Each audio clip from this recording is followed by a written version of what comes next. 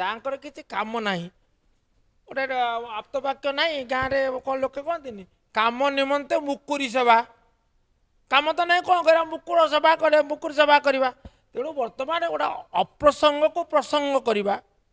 ପ୍ରତିହିଂସା ପରାୟଣ ରାଜନୀତିର ଇଏ ପ୍ରତିଫଳନ ନୁହେଁ ଯେ ସମୟ ଅପଚୟ କରିବାର ଇଏ ଗୋଟିଏ ମାନେ ପ୍ରୟାସ ଏବଂ ଲୋକେ ଠିକ୍ ବୁଝିପାରୁଛନ୍ତି ନାଇଁ ନାଇଁ ଯଦି ମୋ କହିବା କଥା ଯଦି ଷଡ଼ଯନ୍ତ୍ର ହେଇଛି ଆପଣ ବାହାର କରୁନାହାନ୍ତି ତାର ଉନ୍ମୋଚନ କରୁନାହାନ୍ତି ଆପଣ ତ କ୍ଷମତାରେ ଏକଥା କହିବେ ଏବଂ ସେଠି ତା ସହିତ ଦ୍ୱିତୀୟ ବାକ୍ୟରେ ସେ କହିଥାନ୍ତେ ଇଏ ଷଡ଼ଯନ୍ତ୍ର ପଛରେ କିଏ ଆମେ ତାହା ନିଶ୍ଚିତ ଭାବରେ ଉନ୍ମୋଚନ ପର୍ଦ୍ଦାଫାଶ କରିବୁ ଏବଂ ଷଡ଼ଯନ୍ତ୍ରକାରୀଙ୍କୁ ଦଣ୍ଡବିଧାନ କରିବୁ ଇଏ ଯୋଡ଼ିଏ ବାକ୍ୟ ତା ସହିତ ନାହିଁ କାହିଁକି ଇଏ ଦ୍ୱିତୀୟ ଏବଂ ତୃତୀୟ ବାକ୍ୟର ଯେଉଁ ମାନେ ଏଇ ଯେଉଁ ଆବସେଣ୍ଟ ରହିବାଟା ମାନେ ନ କହିବାଟା ପ୍ରମାଣ କରୁଛି ଯେ ସେ ଏପର୍ଯ୍ୟନ୍ତ